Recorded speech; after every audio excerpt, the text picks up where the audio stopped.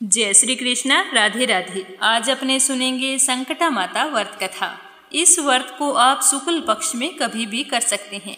यह व्रत अखंड सौभाग्य, संतान सुख, मान सम्मान और धन वैभव के लिए किया जाता है। शुक्ल पक्ष में यह व्रत आप किसी भी दिन कर सकते हैं।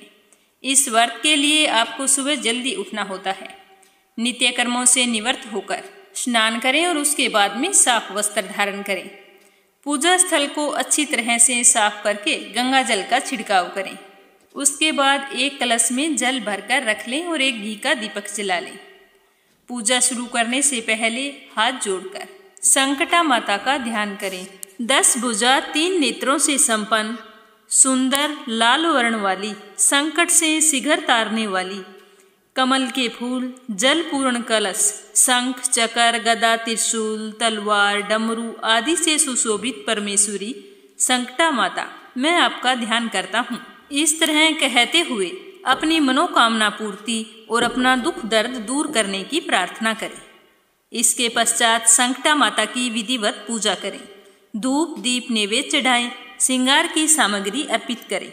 इसके पश्चात श्रद्धापूर्वक संकटा माता की व्रत कथा सुने। व्रत कथा सुनने के बाद में प्रसाद बांटें और संध्या होने पर सूर्यास्त के उपरांत अपना उपवास खोलें। भोजन करें तो भोजन में सिर्फ मीठी वस्तुएं ही ग्रहण करनी चाहिए। इस तरह विधिवत संकटा माता का व्रत करने, कथा कहने या सुनने से घर में सुख समृद्धि आती है। जो लोग संकटा माता की कथा सुनते हैं और पढ़ते हैं, उनके घरों में कभी भी कोई चीज की कमी नहीं रहती। इसीलिए संकटा माता की कथा को पूरा सुनना चाहिए और सुनते समय हुंकारा भी देते रहना चाहिए। ऐसा करने से संकटा माता आपकी सारी मनोकामनाएं पूर्ण करेगी। तो आइए अपने पति की लंबी आयु और संतान सुख के लिए संकटा माता का ध्यान करते हुए व्रत कथा शुरू करते हैं। कथा शुरू करने से पहले कमेंट बॉक्स में जय हो संकटा माता की अवश्य लिखें। गणेश भगवान की जय हो, संकटा माता की जय हो। बहुत समय पहले की बात है। एक गांव में एक बूढ़ी औरत रहा करती थी। उस बूढ़ी माँ का एक बेटा भी था, जिसका नाम था रामनाथ। वो बहुत ही गरीब थे। तो एक दिन रामनाथ ने अपनी माँ से कहा कि माँ, मैं परदेश चला जाता हूँ, कुछ धन कमा कर ले आऊँगा, जिससे हमारा गुजर बसर भी अच्छे से हो जाएगा। तो उसकी माँ ने ना चाहते हुए भी अपने बेटे को जाने के लिए इजाज़त दे दी। उसका बेटा परदेश चला गया तो बुढ़िया बहुत ही दुखी हुई। उसके दुखी होने का कारण यह था कि उसकी बहू बहुत ही बुरी थी। वह अपनी सास को ताने मारती और खरी खोटी सुनाती रहती। बहू के ताने मारने से और खरी खोटी सुनने की वजह से एक दिन बुढ़िया के बर्दाश्त से बाहर हो गया। वह उदास होकर घर छोड़कर बाहर निकल गई। घर के बाहर एक कुआं था, उस पर जाकर बैठ गई और जोर जोर से रोने लगी। तो बुढ़िया के इस तरह रोने का सिलसिला रोज चलता रहा। रोजाना बुढ़िया सुबह बाहर आकर बैठ जाती और अपने बेटे को याद करके आंसू बहाती रहती। एक दिन की बात है, जब वह बूढ़ी औरत रो रही थी तो उस कुएं में से दिए की माँ नामक एक औरत निकली और उसने बुढ़िया के पास आकर पूछा कि हे बूढ़ी माता, तुम रोजाना इस तरह कुएं पर बैठकर क्यों रोती रहती हो? तुम्हें क्या कष्ट है? तुम मुझे अपने दुख का कारण बताओ, मैं अवश्य ही तुम्हारे दुख को दूर करने का प्रयत्न करूंगी। तो उस स्त्री की बात सुनकर बुढ़िया ने कोई जवाब नहीं दिया। वो तो वैसे ही रोती रही। दिए की माँ बार बार बुढ़िया से सवाल किए जा रही थी। तो इस प्रकार बुढ़िया के बार बार पूछने पर बुढ़िया झुंझला उठी और गुस्से में बोली कि तुम मुझसे ऐसा क्यों पूछ रही हो? तुम क्या मेरा दुख जानकर उसे दूर कर दोगी? तो बुढ़िया की बात सुनकर दिए की माँ ने कहा कि मुझे तुम अपना दुख निसंकोच बताओ।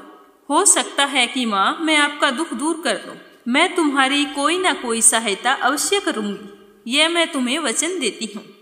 तो वह बूढ़ी माई दिए की माँ की इस तरह की बात सुनकर कहने लगी कि मेरा बेटा परदेश धन कमाने के लिए गया हुआ है। जब से मेरा बेटा परदेश गया है, तब से मेरी बहू मुझे बहुत ही सताती है। मुझे हर वक्त भला बुरा कहती रहती है। बस यही मेरे दुख का कारण है। तो दिए की माँ ने बुढ़िया से कहा कि माँ, यहाँ वन में संकटा माता रहती है। तुम उनके पास जाकर अपना दुख उन्हें सुनाकर उनसे प्रार्थना करो कि वह तुम्हारे कष्टों को दूर कर दे। संकटा माता बहुत ही दयालु है, दुखियों के दुख दूर करती है, निसंतानों को संतान देती है, निर्बल को बलवान बनाती है और अभागों को भाग्यवान बनाती है। उनकी कृपा से सौभाग्यवती स्त्रियों का सौभाग्य अचल हो जाता है और कुंवारी कन्याओं को अपनी इच्छा के अनुसार वर की प्राप्ति होती है। रोगी व्यक्ति अपने रोग से मुक्त हो जाता है। इसके अलावा जो कोई भी मनोकामना हो, संकटा माता सभी को पूरा करती है, इसमें कोई संदेह नहीं है। तो दिए की माँ की बात सुनकर बुढ़िया माई को कुछ तसल्ली हुई और उसके बताए अनुसार वन में जाकर संकटा माता के पास जाकर उनके पैरों में गिर पड़ी और जोर जोर से विलाप करने लगी। तो संकटा माता ने बड़े ही प्यार से बुढ़िया से पूछा कि बुढ़िया, तुम किस कारण से इतनी दुखी हो और इतनी बुरी तरह से विलाप कर रही हो? तो बुढ़िया ने कहा कि हे माता, आपसे कुछ भी छिपा हुआ नहीं है, आप तो सब कुछ जानती हैं। अगर आप मेरे दुख को दूर करने का आश्वासन दें तो मैं आपको अपना दुख बताऊं। तब संकटा माता ने कहा कि हे बुढ़िया, तुम मुझे अपना दुख निसंकोच बताओ, क्योंकि दुखियों का दुख दूर करना ही मेरा काम है। मैं निश्चय ही तुम्हारे कष्टों को दूर करने का प्रयत्न करूंगी। संकटा माता की ऐसा कहने पर बुढ़िया ने कहा कि हे माता, मेरा बेटा धन कमाने के लिए परदेश चला गया है। उसके जाने के बाद मेरी बहू मुझे बहुत ही सताती है, हर समय भला बुरा कहती रहती है। उसकी बातें मुझसे सहन नहीं होती। बस यही कारण है कि मैं बार बार रोया करती हूँ। तो बुढ़िया के दुख को जानकर संकटा माता ने उससे कहा कि हे बुढ़िया, तुम अब घर जाओ और जाकर मेरे लिए मनौती मांगकर मेरी पूजा करो। इससे तुम्हारा बेटा सकुशल वापिस आ जाएगा। मेरी पूजा के दिन सुहागिन औरतों को आमंत्रित करके उन्हें भोजन कराना। ऐसा करने से तुम्हारा बेटा अवश्य ही तुम्हारे पास आ जाएगा। तो पूजा अर्चना का सारा विधान जानकर बुढ़िया घर आ गई और जैसा संकटा माता ने कहा था उसके कहे अनुसार उस बुढ़िया ने मनौती मांगकर पूजा की और सुहागिन औरतों को भोजन के लिए आमंत्रित किया। परंतु जब बुढ़िया ने स्त्रियों के लिए लड्डू बनाने शुरू किए तो उससे 7 की जगह 8 लड्डू बन गए। बुढ़िया ने सोचा कि कहीं मुझसे गिनने में कोई गलती तो नहीं हो गई। तो उसने फिर से लड्डू गिने, लेकिन लड्डू तो 8 थे।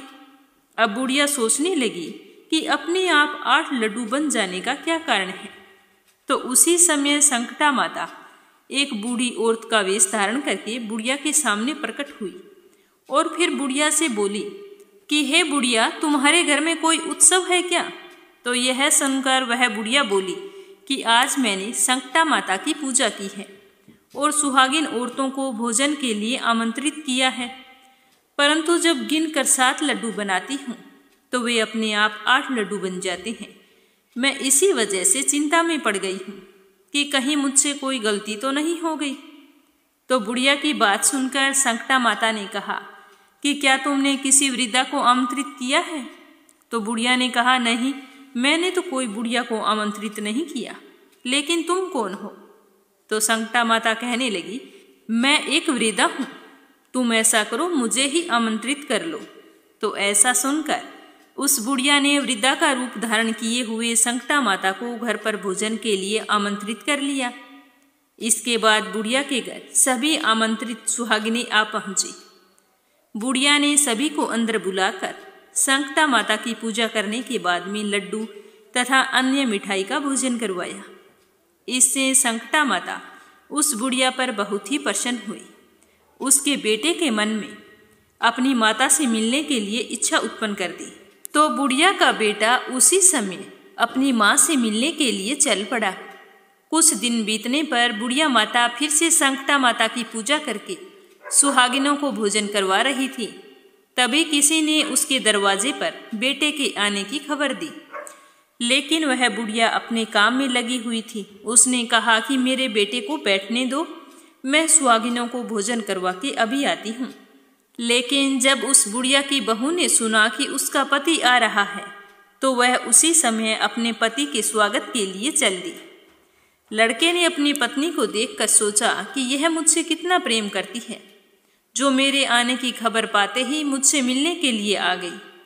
परंतु मेरी माँ को तो मुझसे जरा भी प्रेम नहीं है, इसीलिए मेरे आने की खबर सुनकर भी वो मुझसे मिलने तक नहीं आई। उधर उसकी माँ सारी सुहागिनों को भोजन करवाकर अपने बेटे से मिलने के लिए उसके पास पहुंची तो उसके बेटे ने कहा कि माँ अब तक कहाँ थी। तो बुढ़िया ने कहा कि बेटा, मैं तुम्हारी कुशलता के लिए संकटा माता से मनौती मांगी थी, बस उसी को पूरा करने के लिए सुहागिनों को न्योता दिया था और उन्हीं को भोजन करवा रही थी। संकटा माता ने मेरी मनौती स्वीकार कर ली और तुम सकुशल घर लौट आया। तुझे देखकर मुझे बहुत ही खुशी हो रही है। जब से तू गया था मैं तो बहुत ही उदास रहती थी। इस तरह कहते हुए वह बुढ़िया बड़े प्यार से अपने बेटे का सिर सहलाने लगी। तो उसका बेटा सोचने लगा कि मैं भी कितना नासमझ हूँ जो अपनी माँ के बारे में ऐसी बातें सोच रहा था। मेरी माँ तो मेरे लिए ना जाने कितनी परेशान थी और मैं सोच रहा था कि मुझसे मिलने नहीं आई। तो इस तरह सोचते हुए उसका ध्यान अपनी पत्नी से हट गया और उसने अपनी माँ से कहा कि माँ, यहाँ पर या तो ये रहेगी या फिर मैं रहूँगा। तुम इससे कह दो कि घर छोड़कर चली जाए, वरना मैं घर छोड़कर चला जाऊँगा। तो बुढ़िया सोचने लगी कि मैंने मेरे बेटे को इतनी कठिन तपस्या से पाया है, अगर मैंने इससे कह दिया कि बहू को नहीं जाने दूंगी तो ये घर छोड़कर चला जाएगा और ये बहू मुझे फिर से परेशान करेगी। इसीलिए मुझे अपने बेटे के लिए अगर बहू का त्याग करना पड़े तो मैं जरूर करूँगी। तो उसने अपने बहू से कह दिया कि तुम घर छोड़कर चली जाओ। तो बुढ़िया की बहू गुस्से में उसी समय घर छोड़कर निकल गई और घर के बाहर जाकर कुएं की मुंडेर पर बैठ गई। तभी वहां से आवाज आई कि सास को दुख पहुंचाने वाली, यहाँ बैठने का तुझे कोई हक नहीं है, तू यहाँ से चली जा। तो वह वहां से खड़ी होकर आगे चलती चलती एक पीपल के पेड़ के नीचे पहुंची। तो भूख प्यास और थकान से बेहाल हो गई थी, बहुत ही दुखी थी। तो पेड़ के नीचे बैठकर रोने लगी। तब उस राज्य का राजा उधर से गुजर रहा था। उसे रोता हुआ देखकर उसके पास जाकर पूछा कि तुम कौन हो और इस तरह से क्यों रो रही हो। तो उसने अपनी सारी व्यथा राजा को कह सुनाई। तो राजा ने कहा कि आज से तुम मेरी धर्म बहन हो, तुम मेरे साथ चलो, मैं तुम्हारे सभी कष्टों को दूर करने का प्रयत्न करूंगा। तो यह कहकर राजा बुढ़िया की बहू को अपने साथ महल में ले गया। महल में पहुंचकर राजा ने अपनी रानी को उस स्त्री की सारी व्यथा सुनाई और कहा कि आज से यह मेरी धर्म बहन है और हमारे साथ हमारे महल में रहेगी। तुम ध्यान रखना कि इसको किसी भी प्रकार का कोई कष्ट नहीं होना चाहिए। तो वह राजा के यहाँ रहने लगी। ऐसा करते करते कई दिन बीत गए। एक दिन उसने देखा कि कुछ महिलाएं पूजा पाठ कर रही थी। तो उसने रानी से पूछा कि भाभी सा, ये औरतें इकट्ठी होकर क्या कर रही हैं? तो रानी ने बताया कि ये सारी औरतें संकटा माता का व्रत रखती हैं, उसी की व्रत कथा सुन रही हैं। तो संकटा माता का नाम सुनते ही उस बुढ़िया की बहू के मन में आया कि मेरी सास ने भी संकटा माता का व्रत किया था और जब सुहागिनों को भोजन के लिए न्योता दिया तो मैंने भोजन बनाने में उनकी कोई मदद नहीं की, बल्कि उसकी बातें बना रही थी। और उसका बेटा परदेश से आया था तो भी मैंने उनके बारे में ना जाने क्या क्या बोला था। तो क्या मुझे संकटा माता का दोष लग गया है? शायद इसी वजह से मेरा घर छूट गया है और मुझे प्यार करने वाला पति आज मेरी तरफ देखना भी नहीं चाहता है। तो उसने संकटा माता से माफी मांगते हुए व्रत का संकल्प लिया और फिर संकटा माता के व्रत करने शुरू कर दिए। संकटा माता के निमित्त सुहागिनों को भोजन कराने के लिए आमंत्रित किया। तो उसने रानी को भी आमंत्रित किया था। जिस दिन उसे सुहागिनों को भोजन करवाना था उस दिन बुढ़िया की बहू ने लड्डू बनाए और जैसे ही सारी सुहागिनें आ गई तब संकटा माता की व्रत कथा सुनी, पूजा अर्चना की, फिर सारी सुहागिनों को खाने के लिए लड्डू दिए। जब वह प्रसाद का लड्डू रानी को दिया तो रानी कहने लगी कि मैं तो रबड़ी मलाई और स्वादिष्ट मिठाई खाती हूँ, ये पत्थर के समान लड्डू मुझे कैसे हजम होंगे, मैं ये लड्डू नहीं खाऊंगी। ऐसी अवहेलनापूर्ण बातें कहकर रानी ने लड्डू खाने से मना कर दिया। लेकिन बुढ़िया की बहू पूरी श्रद्धा के साथ संकटा माता का व्रत करती रही और सुहागिनों को भोजन कराती रही। तो संकटा माता की कृपा से एक दिन रामनाथ अपनी पत्नी को खोजते हुए राजा के महल में आया और वहां आकर अपनी पत्नी को संकटा माता की पूजा करते हुए देखा। तो संकटा माता को हाथ जोड़कर प्रणाम किया और फिर अपनी पत्नी से कहा कि प्रिय, मेरा अपराध क्षमा करो। तो पत्नी ने कहा कि हे स्वामी, इसमें आपकी कोई गलती नहीं है, मुझे तो मेरे ही कर्मों का फल मिला है। मैंने आपके परदेश जाने के बाद आपकी माता का हर तरह से अपमान किया था और उनके संकटा माता व्रत का मजाक भी बनाया था। इसमें आपका कोई दोष नहीं है। आप मेरे ईश्वर रूप हो, आप मेरे अपराधों को क्षमा कर दो। तो यह कहकर दोनों ने विधि पूर्वक संकटा माता की व्रत कथा सुनी, संकटा माता की पूजा की और पूजा समाप्त करके सुहागिनों को भोजन करवाकर दोनों पति पत्नी अपने घर जाने के लिए तैयार हुए। तो राजा यह देखकर बहुत ही खुश हुए और अपनी धर्म बहन को खूब सारा धन देकर विदा किया। तो उसकी बहन जाने लगी तो राजा और रानी से कहा कि जब मुझ पर दुख पड़ा था तो आप लोगों ने मुझे धर्म बहन बनाकर मुझे आश्रय दिया था। यदि आपको भी कभी किसी तरह की मेरी तरफ से सहायता की आवश्यकता हो तो मेरी कुटिया में निसंकोच चले आना। ऐसा कहकर दोनों पति पत्नी अपने घर चले गए। संकटा माता के प्रसाद का निरादर करने के कारण रानी पर भारी संकट आ पड़ा। रामनाथ की बहू के जाते ही उसका राजपाट नष्ट हो गया। राजा रानी की ऐसी हालत हो गई कि वो दोनों भोजन के लिए ही तरसने लगे। तो एक दिन रानी ने राजा से कहा कि ना मालूम वह तुम्हारी धर्म बहन कैसी थी, उसके यहाँ से जाते ही सब कुछ नष्ट हो गया है।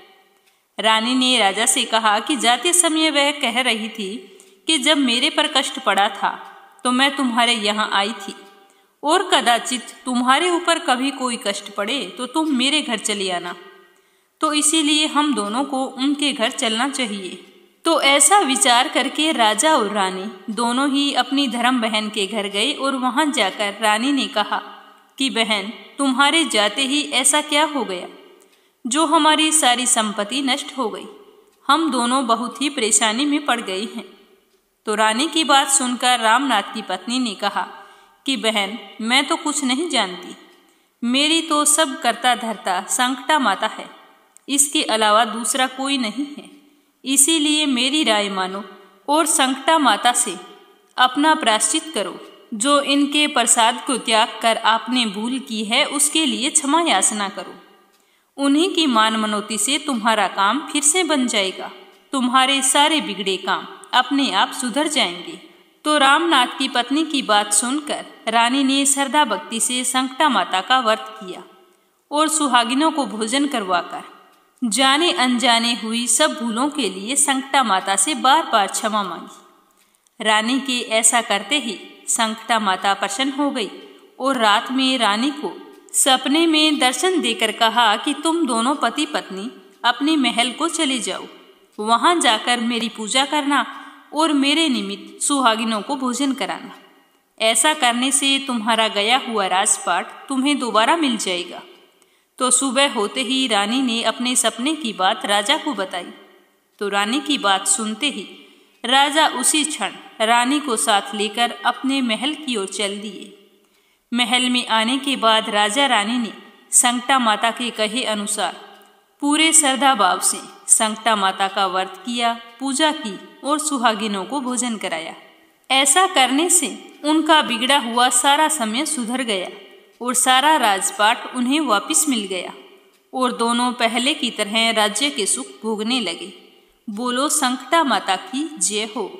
तो अब सुनते हैं संकटा माता की दूसरी व्रत कथा।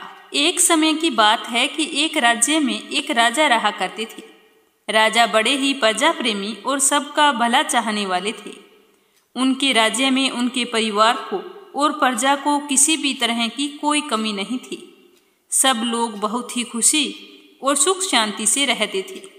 लेकिन राजा को हमेशा एक चिंता सताती रहती, क्योंकि उस राजा और रानी के कोई संतान नहीं थी। एक दिन राजा सुबह सवेरे घूमने के लिए निकले, तब एक औरत अपने घर के बाहर झाड़ू लगा रही थी। तो राजा को देखकर वो बोली कि हे भगवान, आज सुबह सवेरे कैसे वंशहीन आदमी का चेहरा देख लिया, आज का दिन तो बहुत ही खराब जाएगा। तो राजा ने जब यह बात सुनी तो अनसुनी करके अपने महल में वापस आ गई। राजा पूरे दिन इसी बात को याद कर करके बहुत ही दुखी और परेशान हो रहे थे। रात के समय जब भोजन कर रहे थे तो राजा का उदास चेहरा देखकर रानी ने कहा कि आज ऐसी क्या बात हो गई जो आप इतने उदास हैं। तो राजा ने कुछ नहीं कहा, बस ऐसे ही कहकर बात को टाल दी। लेकिन जब राजा बार बार कोई बात को सोचकर परेशान हो रहे थे तो रानी ने बार बार पूछा कि कोई बात तो है, उसी की वजह से आज आप इतने चिंता में हैं। आपको किस बात की परेशानी है, मुझे बताओ। तो राजा ने सुबह वाली बात रानी को बता दी। तो राजा की बात सुनकर रानी को बहुत ही दुख हुआ और सोचने लगी कि राजा अपनी प्रजा को संतान की तरह पालता है, उनकी देखभाल में कोई कमी नहीं रखता, फिर भी उनके संतान ना होने की वजह से लोग उनका चेहरा देखना पसंद नहीं करते, अशुभ मानते हैं। तो राजा की परेशानी की वजह से रानी भी चिंता में आ गई। तो उसके बाद से राजा रानी दोनों चुप चुप रहने लगे। तो उन्हें इस तरह से उदास देखकर एक दिन एक दासी ने रानी से पूछा कि रानी साहिबा, आजकल आप और राजा साहब इतने उदास क्यों रहते हो? आपकी चिंता का क्या कारण है? कोई तो बात है जो आपको बार बार परेशान कर रही है। तो रानी ने दासी की बात को टालना चाहा। दासी बहुत ही विश्वसनीय थी। उसने रानी से कहा कि रानी साहिबा, जो कोई बात हो मुझे निसंकोच बताओ, हो सकता है तुम्हारी समस्या का कोई समाधान मिल जाए। तो रानी ने कहा कि हमारी समस्या का समाधान तो भगवान के पास भी नहीं है। लेकिन दासी के बार बार पूछने पर रानी ने उसे अपनी परेशानी का कारण बताया। तो सारी बात सुनकर दासी ने उन्हें विश्वास दिलाया कि आप मेरी बात मानो और जैसा मैं कहती हूँ बिल्कुल वैसा ही करते रहिए, तुम्हें संतान की प्राप्ति अवश्य होगी। तो यह सुनकर रानी बहुत ही खुश हुई और उसने दासी की बात मान ली। तो रानी की दासी ने अगले दिन पूरे राज्य में मुनादी फिरवा दी कि रानी गर्भवती हो गई है। तो इस पर राजा ने बहुत खुश होकर ढेर सारे उपहार दिए और जब राजा रानी से मिलने गए तो दासी ने उन्हें रोकते हुए कहा कि राजा साहब, आप जब तक रानी के बालक नहीं हो जाता तब तक आप उनका चेहरा नहीं देख सकते और ना ही उनके कक्ष में प्रवेश कर सकते। तो राजा ने कहा कि एक बार मैं रानी से मिलना चाहता हूँ, लेकिन दासी नहीं मानी। तो राजा कहने लगे कि कोई बात नहीं, मैं तो बहुत खुश हूँ कि हमारे यहाँ संतान जन्म लेने वाली है। राजा वहाँ से खुशी खुशी वापिस आ गए। राजा तो वापिस चले गए, लेकिन रानी बैठे बैठे परेशान हो रही थी कि अपनी दासी के कहने पर राजा से और पूरी प्रजा से झूठ बोल दिया कि वह गर्भवती है। यह चिंता रानी को सताई जा रही थी। रानी तो बड़ी मुसीबत में फंस गई थी, क्योंकि वो किसी से मिल भी नहीं सकती थी। लेकिन वो सोच रही थी कि 9 महीने पूरे होने के बाद राजा ने आकर पूछा कि हमारा बालक कहाँ है, तो मैं क्या जवाब दूंगी। तो राजा ने अपनी यह दुविधा दासी को कही, लेकिन दासी ने उससे कहा कि आप निश्चित रहिए रानी साहिबा, मुझ पर विश्वास करो। तो 9 महीने पूरे होने पर दासी ने पूरे राज्य में यह मुनादी फिरवा दी कि रानी ने एक बहुत ही सुंदर पुत्र को जन्म दिया है। यह सुनकर राज्य में सभी लोग प्रसन्न हुए। जब राजा अपने पुत्र को देखने के लिए रानी के कमरे के पास गए तो दासी ने दरवाजे पर ही रोक लिया और कहा कि महाराज, आपने इतनी प्रतीक्षा की है तो थोड़ी प्रतीक्षा और कर लीजिए। अब आप अपने पुत्र का मुंह कुछ समय बाद ही देखना। तो दासी ने नगर में फिर से मुनादी करवा दी कि राजकुमार का नामकरण संस्कार हो गया है। कुछ और समय बीतने के बाद उसने यह मुनादी भी करवाई कि राजकुमार का मुंडन संस्कार भी हो गया है। तो यह सुनकर राजा बड़े ही बेताब हो रहे थे। राजा से अब रहा नहीं गया। राजा रानी के कक्ष में रानी से मिलने के लिए गए तो दासी ने फिर दरवाजे पर रोक लिया और कहा कि हे महाराज, अभी अपने पुत्र का मुंह नहीं देखना, यह आपके लिए शुभ संकेत नहीं है। इसीलिए आप अपने पुत्र को तभी देख पाएंगे जब वह 12 वर्ष का हो जाएगा। जब उसकी उम्र 12 वर्ष हो जाएगी तब हम उसका विवाह करवाएंगे। अब तो आप अपने पुत्र का मुंह, अगर आप उसकी लंबी उम्र चाहते हैं तो मंडप में ही देख सकते हैं।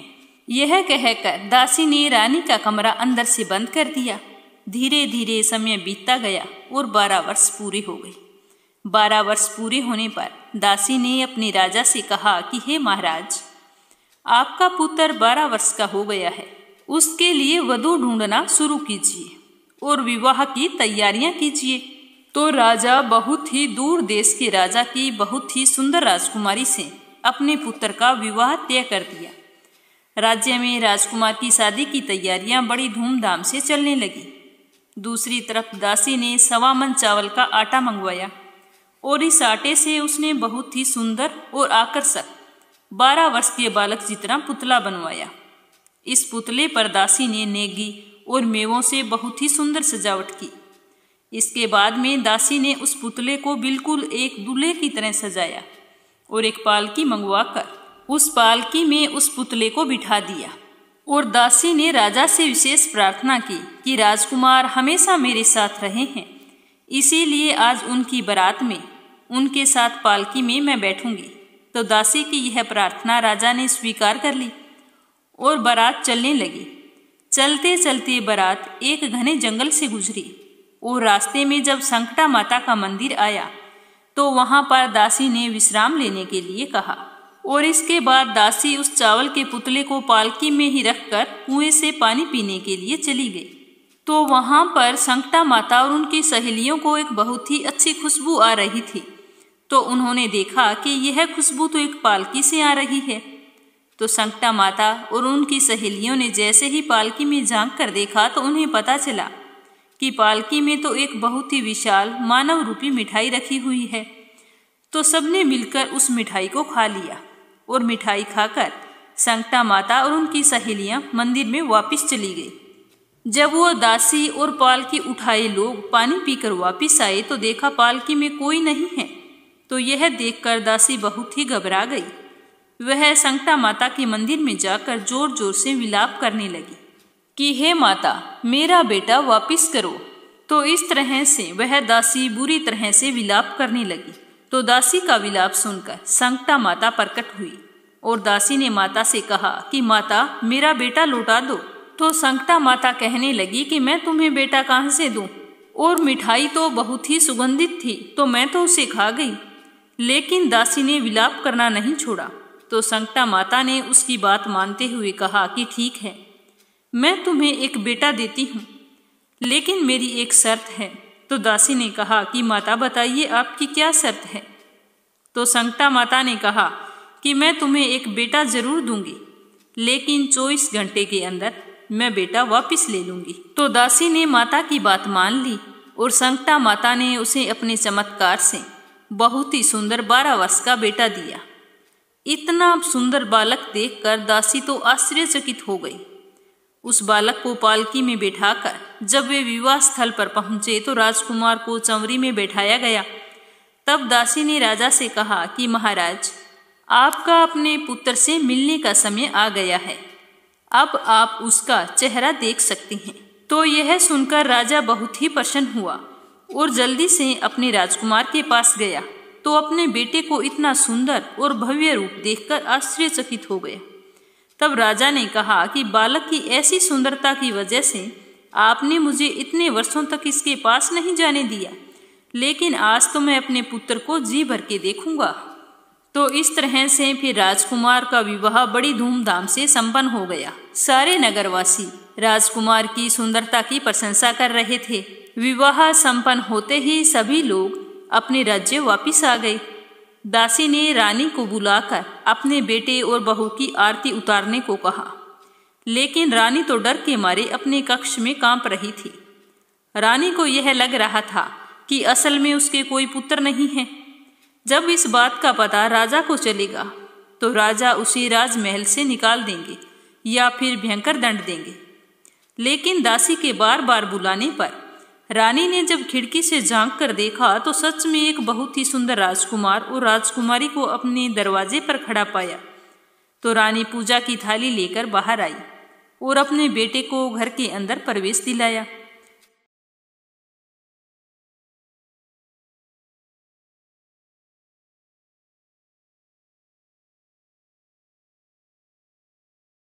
तो दासी सोचने लगी कि कुछ ऐसा उपाय किया जाए जिससे राजकुमार की आयु लंबी हो जाए। तो सोचते सोचते दासी ने एक युक्ति लगाई और रानी से जाकर कहा कि कल हम बहू की मुंह दिखाई की रस्म का आयोजन करेंगे, तो राज्य की सभी औरतों को निमंत्रण देना है। तो रानी ने कहा ठीक है। अगले दिन सुबह राज्य भर की सारी औरतें राजमहल के सामने इकट्ठा होने लगी। दासी ने बहू को खूब अच्छे ढंग से समझाया कि तुम हर स्त्री के पैर छूने हैं, चाहे वह स्त्री कोई भी वर्ग की हो, किसी भी जाति की हो।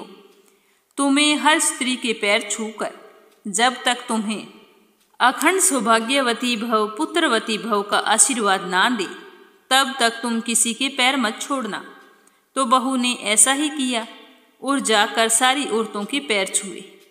तो सबने बहू को अखंड सौभाग्यवती भव पुत्रवती भव का आशीर्वाद दिया। तो इस तरह सबके पैर छूते छूते उस बहू ने देखा कि दूर पेड़ के नीचे एक बूढ़ी औरत बैठी है, उसके बहुत ही मेले कुचीले कपड़े पहने हुए हैं। तो वह उसके पास गई और जाकर उनके पैर छूकर आशीर्वाद लेने की कोशिश की। तब उस बूढ़ी मैया ने बहू को सुखी रहने का और खुश रहने का आशीर्वाद दिया, लेकिन बहू ने बूढ़ी मैया के पैर नहीं छोड़े। तो उस बूढ़ी मैया के मुंह से अचानक निकल गया कि अखंड सौभाग्यवती भव पुत्रवती भव। उनके इतना कहते ही दासी वहां पर भागते भागते आ गई और बूढ़ी मैया से बोली कि हे माता, हमने आपको पहचान लिया है। अब आप हमारा बेटा वापस नहीं लेके जा सकती, क्योंकि आपने ही हमारी बहू को अखंड सौभाग्यवती भव और पुत्रवती भव का आशीर्वाद दिया है। अगर आप हमारा बेटा ले जाएंगी तो बहू अखंड सौभाग्यवती कैसे रह पाएंगी। तो यह सुनकर संकटा माता हंसने लगी और कहने लगी कि तुम बहुत चतुर हो, आज तुमने हमें हरा दिया। और फिर बहू और दासी को आशीर्वाद देते हुए वहां से अंतर्ध्यान हो गई। उसके बाद दासी, राजा रानी, राजकुमार और उसकी पत्नी सुखपूर्वक रहने लगे।